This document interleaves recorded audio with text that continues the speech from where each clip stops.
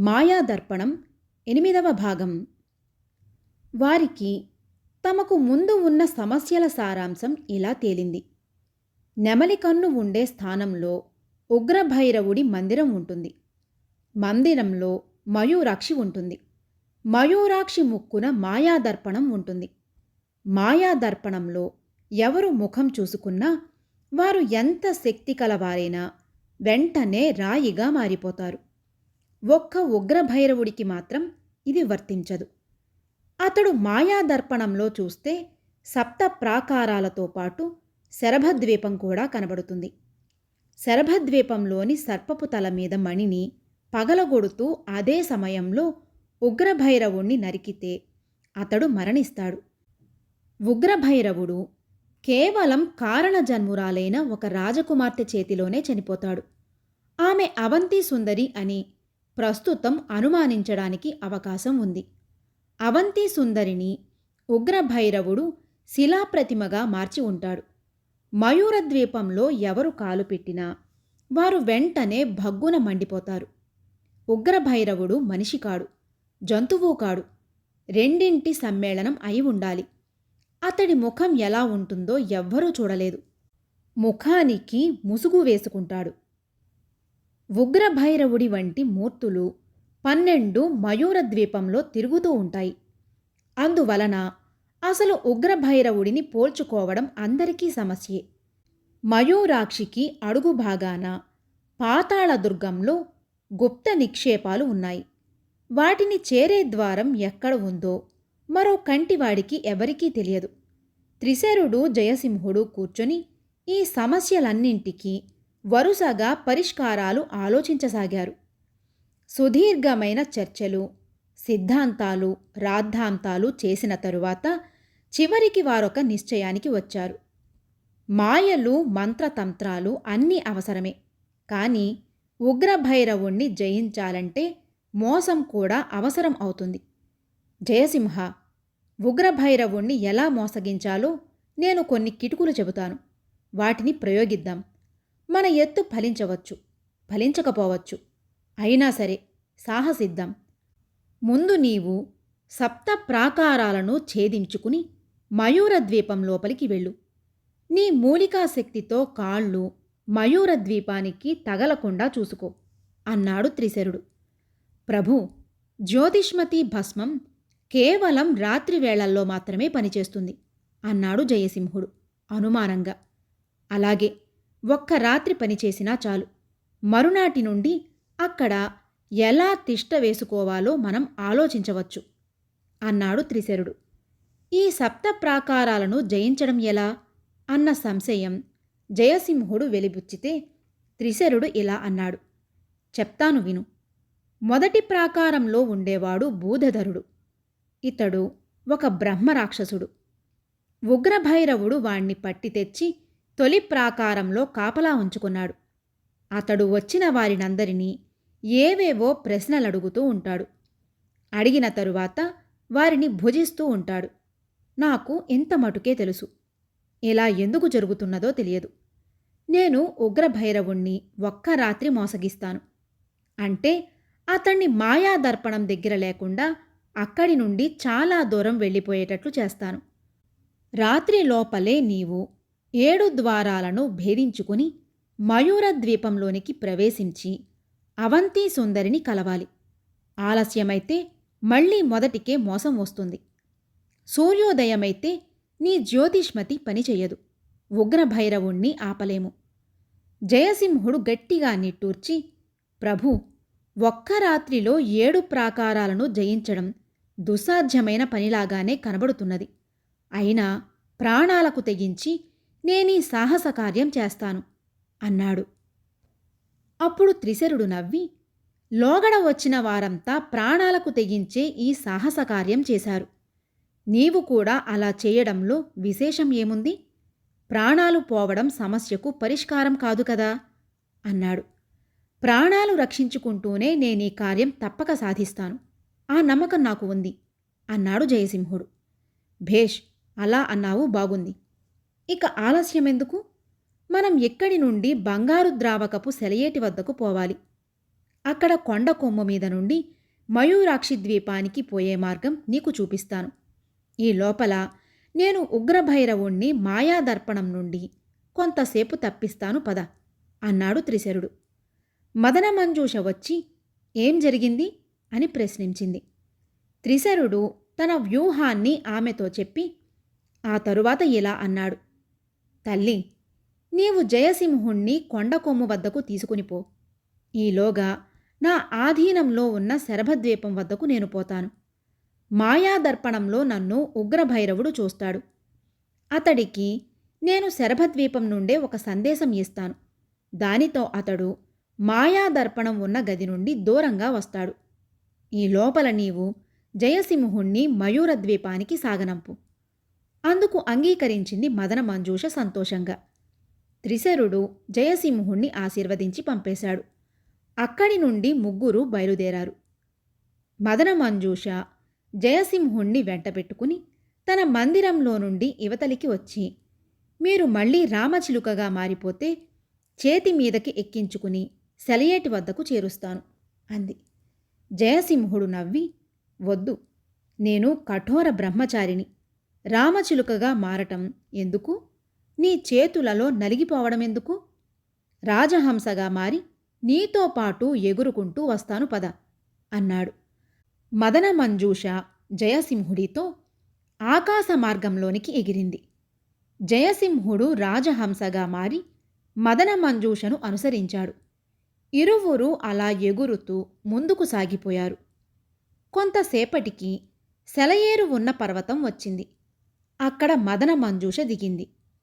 ఆమె వెనుకనే జయసింహుడు కూడా దిగి తన నిజ రూపాన్ని ధరించాడు. అక్కడ కొండ మీద రెండు బండల మధ్య ఇరువురు పడి ఉండడం కనిపించింది వారికి. వీరెవరు? ఎలా వచ్చారు? అంటూ విచిత్రంగా చూస్తున్నది మదనమంజూష. ఈలోగా జయసింహుడు వారిని పోల్చుకున్నాడు. మంజూష, వీరిద్దరూ నా మిత్రులు. వీరి పేర్లు కరటకశర్మ, గదాధరుడు. వీరు కూడా మయూరాక్షి సాధన కోసం వచ్చినవారే. వీరికి జ్యోతిష్మతి భస్మాన్ని ఇచ్చి పంపాను. పగటిపూట ఏ చోటనో సముద్రంలో మునిగి ఉంటారు. కొట్టుకొని వచ్చి ఈ తీరం చేరి చేప తోకల తాకిడికి కొండ కొమ్ము మీదకి చేరి ఉంటారు అని చెప్పి జయసింహుడు వారి దగ్గరకు వెళ్ళి వారిద్దరినీ అటూ ఇటూ కదిపి చూశాడు. వారిద్దరూ స్పృహ తప్పారే గాని ప్రాణాలతోనే ఉన్నారు. జయసింహుడు వారికి సపర్యలు చేసి కొద్దిగా మంచినీళ్లు తాగించాడు. దానితో ఇద్దరూ లేచి కూర్చున్నారు. జయసింహుణ్ణి చూసి కరటకశర్మ బావురుమన్నాడు. జయసింహుడు అతి కష్టం మీద వారిని ఓదార్చాడు. మదనమంజూష, వీరు నా స్నేహితులు. నేను వచ్చే వరకు వీరిని చూస్తూ ఉండు అన్నాడు జయసింహుడు. బాబూ జయసింహ, నీవు ఎక్కడికి పోతున్నావు? నిన్ను వదిలి మేము ఇక్కడ ఉండలేము. మేము నీతోనే వస్తాము అని మంకు పట్టుపట్టాడు కరటకశర్మ. మదనమంజూష వీరి ముఖాలు చూస్తూనే వీరి స్వభావాలను గ్రహించింది. వీరంతా నమ్మదగిన మనుషులు కారని ఆమెకు తెలిసిపోయింది. అడుగు పెడితేనే భగ్గున మండిపోయే మయూరద్వీపంలోనికి మీరు ఎలా పోగలరు? జయసింహుడు వెళ్ళి అవంతి సుందరిని విడిపించుకుని వస్తాడు. అప్పటి వరకు మీరు నా వద్ద ఉండండి అన్నది మదనమంజూష. గదాధరుడు మదనమంజూషను చూశాడు. ఇలలో కాదు, కలలో కూడా అతడు అంతటి మహాసౌందర్యాన్ని చూడలేదు. అవంతి సుందరి అర్ధరాజ్యము లేకపోతే పోని, ఈ మదనమంజూష భార్య అయితే ఎంత బాగుండును అని అనుకున్నాడు మనసులో గదాధరుడు. పొరపాటున సముద్రంలోకి దిగటంతో మూలికా ప్రభావం నశించిపోయి కొట్టుకొని వచ్చాము కాని జయసింహుడి పాటి సాహసం మాకు లేక కాదు. మయూరద్వీపానికి ఎలా పోవాలో చెప్పండి, నేనే అవంతి సుందరిని సాధించుకుని వస్తాను అంటూ మదనమంజూష ముందు ప్రగల్భాలు పలికాడు గదాధరుడు. మదనమంజూష ఈ మాటలు విని తనలో తాను నవ్వుకొని, అలా అయితే మీరొక పని చెయ్యండి. ఇక్కడికి కొంత దూరంలో శరభద్వీపమనే ఒక ద్వీపం ఉంది. ఉగ్రభైరవుడి ప్రాణాలు అందులో ఉన్నాయి. అవి ఎక్కడ ఉన్నాయో నేను చూపిస్తాను. మీరు వాటిని హరించండి. ఉగ్రభైరవుణ్ణి చంపితే అవంతి సుందరిని స్వాధీనం చేసుకోవడం చాలా సులభం అన్నది. అలా చెప్పండి. ఉగ్రభైరవుడి ప్రాణాలను నిమిషంలో పట్టుకుంటాము. ఆ శరభద్వీపం ఎక్కడ ఉందో చూపించండి అన్నారు వారిద్దరూ. జయసింహుడు తన జోలెలో నుండి కొంత జ్యోతిష్మతి భస్మాన్ని తీసి వారికి ఇచ్చాడు. మదన మంజూష జయసింహుణ్ణి దూరంగా తీసుకుని వెళ్ళి అతడి చెవిలో, నీ స్నేహితులంతా నమ్మదగిన వారిలా కనిపించడం లేదు అంటూ మయూరద్వీపానికి గల మార్గాన్ని చెప్పింది. జయసింహుడు నిజమేనన్నాడు. మంచిది, మీరిక క్షేమంగా వెళ్ళి లాభంగా రండి. వీళ్ల సంగతి నేనే చూసుకుంటాను అన్నది మదన మంజూష. అప్పటికి సాయంకాలమైంది. అప్పుడు జయసింహుడు మదన మంజూష వద్ద సెలవు తీసుకుని గురుదేవుణ్ణి స్మరించి రాజహంసలాగా మారి మయూరద్వీపం వైపు ఎగురుతూ పోయాడు. మదన మంజూష కరటక శర్మను గదాధరుణ్ణి వెంటబెట్టుకుని త్రిశరుడి వద్దకు తీసుకుని పోయింది. త్రిశరుడు వాళ్లను చూసి వివరాలు చెప్పి అడిగాడు. అప్పుడు మదన మంజూష జరిగినదంతా తండ్రితో చెప్పింది. సరే, వీళ్లు కూడా సమయానికే వచ్చారు. వీళ్లను నాతో శరభద్వీపానికి పంపు. వీళ్లతో ఒక పని సాధించవచ్చు అన్నాడు త్రిశరుడు. తాము ఏదో మహాకార్యానికి పనికి వస్తామని, తమలను శరభద్వీపానికి తీసుకుని పోతారని త్రిశరుడు అనగానే ఎక్కడలేని సంతోషం పొంగి వచ్చింది వారిద్దరికీ. మమ్మల్ని శరభద్వీపం తీసుకువెళ్ళండి చాలు.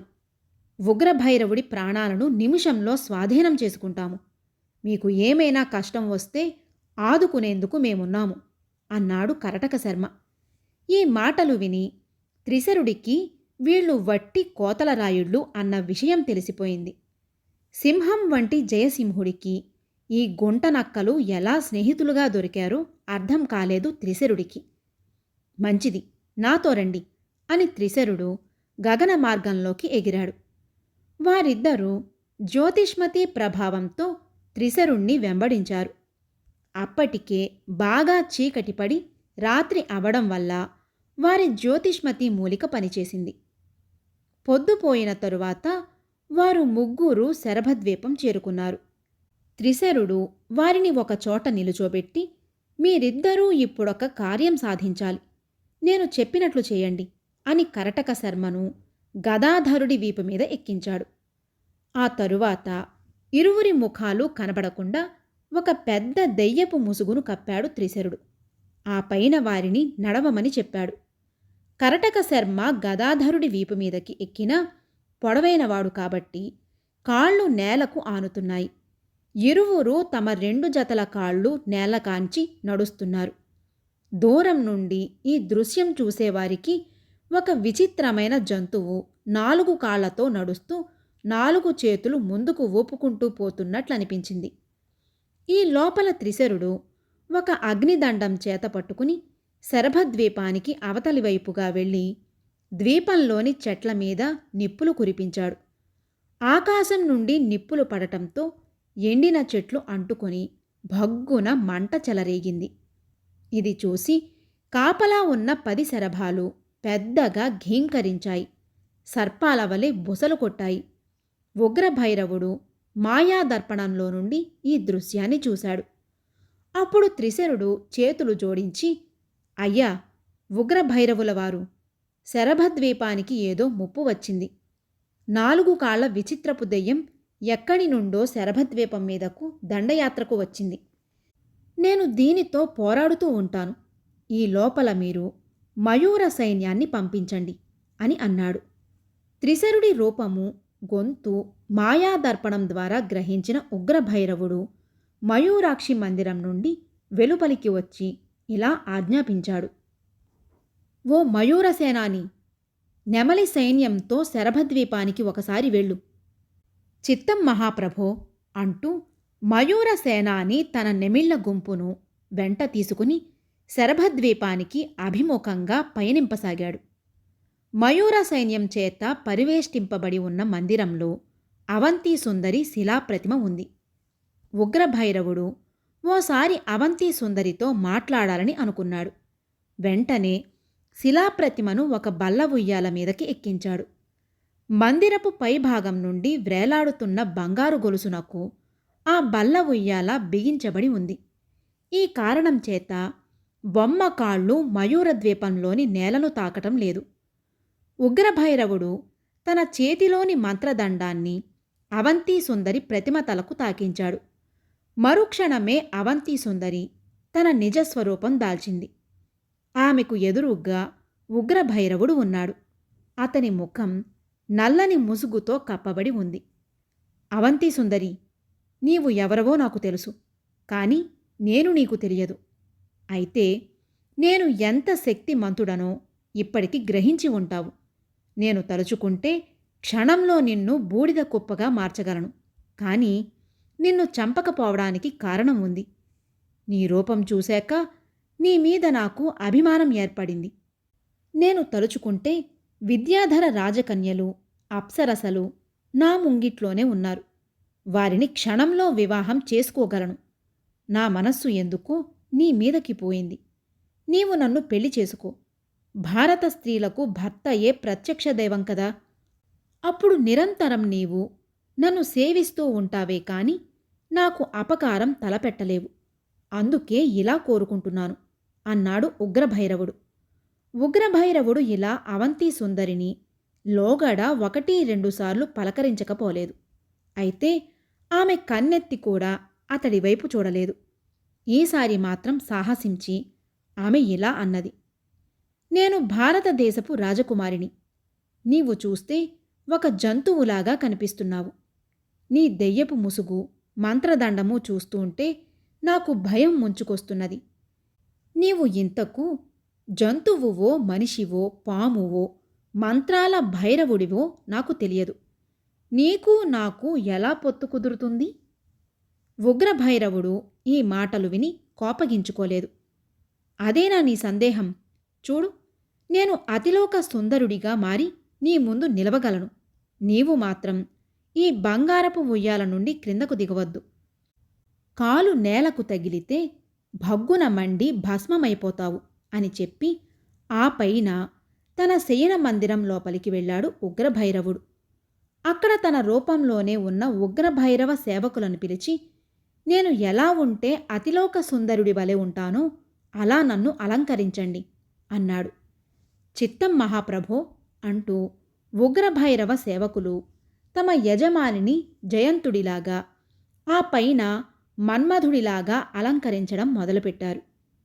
ఎలా అలంకరించుకున్నా ఉగ్రభైరవుడికి తన చక్కదనం తనకే తృప్తి కలిగించడం లేదు. అందువల్ల అలంకరణ చేయటం, తీసివేయటం, మళ్లీ చేయటం, ఇలా తెల్లవార్లు అలంకరణ సాగుతూనే ఉంది. ఇక్కడి పరిస్థితి ఇలా ఉండగా జయసింహుడు రాజహంస రూపంలో గగన మార్గంలో ఎగురుతూ మదన మంజూష సూచించిన దారిలో పయనించాడు. అలా పోయి రాత్రి బాగా పొద్దుపోయేసరికి సాగర తీరాన్ని చేరుకున్నాడు. అక్కడి నుండి వెన్నెల్లో మయూరద్వీపం పడుకున్న ఒక నెమలి ఆకారంలో కనబడుతున్నది. రాజహంస నేల మీదకి కాలు మోపకుండా మొదటి ప్రాకారంలోకి ప్రవేశించింది. రాజహంస ప్రవేశించగానే ఆ ప్రాకారంలోని భూమి కదిలినట్లు అనిపించింది. అరెరే, ఎవడు రావాడు? మనిషా పిట్టా? మసి చేసేస్తా అంటూ భూమి దద్దరిల్లేటట్లు అరిచాడు భూధరుడు. అమ్మో, రాక్షసుడు మేలుకునే ఉన్నాడే అని మనస్సులో అనుకుని ఆ పైన పైకి, అయ్యా రాక్షసులవారు, మీకు నేను అపకారం తలపెట్టేదాన్ని కాను. నేను దారి తప్పిన రాజహంసను. ఇలా దిక్కు తోచకుండా ఎగురుతూ ఈ వైపుకు వచ్చాను బాబూ. నన్ను ఈ రాత్రికి ఇక్కడ విశ్రమింపనీయండి. సూర్యోదయం కాగానే వెళ్ళిపోతాను అని ప్రార్థించింది రాజహంస. నీ దొంగ మాటలు కట్టిపెట్టవే కొంగజాతికి చెందిన పక్షి. మయూరద్వీపంలోని నిధుల కోసం ఇలా మారు వేషాలలో నువ్వు కాదు, నీ తలలోని జేజమ్మల వంటివారు వచ్చారు. వచ్చి మసి అయిపోయారు.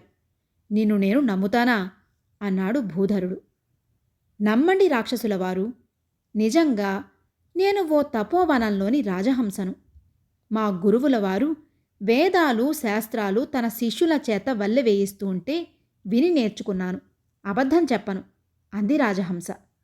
మంచిది, అలా అయితే నేను కొన్ని ప్రశ్నలు వేస్తాను, జవాబు చెప్పు. తప్పు చెప్పావంటే ఇక్కడే భగ్గున మండి బూడిద అయిపోతావు అన్నాడు భూధరుడు. అడగండి రాక్షసుల వారు, యథాశక్తి ప్రయత్నిస్తాను అంది రాజహంస. నిప్పుకు ఆధారం ఏమిటి అని అడిగాడు భూధరుడు. నిప్పుకు ఆధారం నీళ్లు. నీటి నుండి నిప్పు పుడుతుంది. అగ్నిర్వా మాప మాయతనం అన్నారు కాదా అంది రాజహంస. అయితే ఆ నీటికి ఆధారం ఏమిటి అని అడిగాడు భూధరుడు. నీటికి ఆధారం గాలి. వాయురువా అపామాయతనం అన్నది ఆర్యోక్తి అంది రాజహంస. దానికి భూధరుడు పెద్దగా నవ్వి, అయితే ఆ గాలికి ఆధారం ఏదో చెప్పు రాజహంస అని అడిగాడు. అప్పుడు రాజహంస, గాలికి మళ్ళీ నీళ్లే ఆధారం. ఆపోవై వాయో రాయతనం అని కదా ఆర్యోక్తి అంది. ఆ నీటికి ఆధారం గాలి అన్నావు కదూ అని నొసలు చిట్లించాడు భూధరుడు. అవును కాదు. ఈ నీటికి మళ్ళీ ఆధారం సూర్యుడు. సూర్యుడి వలన మేఘాలు ఏర్పడి వర్షాలు కురుస్తాయి. అపోవా అముష్య తపత అయతనం అన్నారు పెద్దలు అని జవాబు ఇచ్చింది రాజహంస. ఈ నీళ్లకు ఆశ్రయం భూమి. భూమి మీదనే నీళ్లు ఉన్నాయి కదా. నాకు నువ్వు ఏదో తికమకలు చెబుతున్నావు అన్నాడు నవ్వుతూ భూధరుడు. కాదు భూధరులవారు, నీళ్లలో భూమి నామవలే నిలబడి ఉంది. మళ్ళీ ఆ నీళ్లన్నీ భూమి మీదనే ఉన్నాయి. నీటికి ఆధారం భూమి, ఆ భూమికి ఆధారం నీరు అని చెప్పి రాజహంస రూపంలోని జయసింహుడు ఇలా ఒక మంత్రం చదివాడు. యోప్సునావం ప్రతిష్ఠితాం వేదప్రత్యవ తిష్టతి ఇమే లోక ఆప్సు ప్రతిష్ఠితా తదేశ అభ్యసూక్త. ఈ మంత్రం వినగానే భూధర రాక్షసుడు తల తిరిగిపోయి ఇలా అన్నాడు. అయ్యా, నీవు రాజహంసవు కావు, వేదమూర్తివి. నీ మంత్రాలతో నేను పునీతుడనైనాను. నేనొక బ్రహ్మరాక్షసుణ్ణి. నన్నీ ఉగ్రభైరవుడు బంధించి తెచ్చి తన మొదటి ప్రాకారంలో కాపలా ఉంచుకున్నాడు. నాటి నుండి మయూరాక్షి కోసం వచ్చిన ఎందరిని నేను బలి తీసుకున్నానో నాకే తెలియదు. ప్రతివాడు తన మంత్రతంత్రాలతో నా మీదకి దూకేవాడే కాని నా ప్రశ్నలకు సమాధానం చెప్పగలవాడు ఎవ్వడూ లేకపోయాడు. ఓ రాజహంస, నీవు నిజమైన రాజహంసవంటే నమ్మలేకుండా ఉన్నాను. నీవు ఎందుకు ఈ ద్వీపం మీదకు వచ్చావు? అవంతి సుందరి అనే మా దేశపు రాజకుమార్తెను ఉగ్రభైరవుడు బంధించి తెచ్చాడు.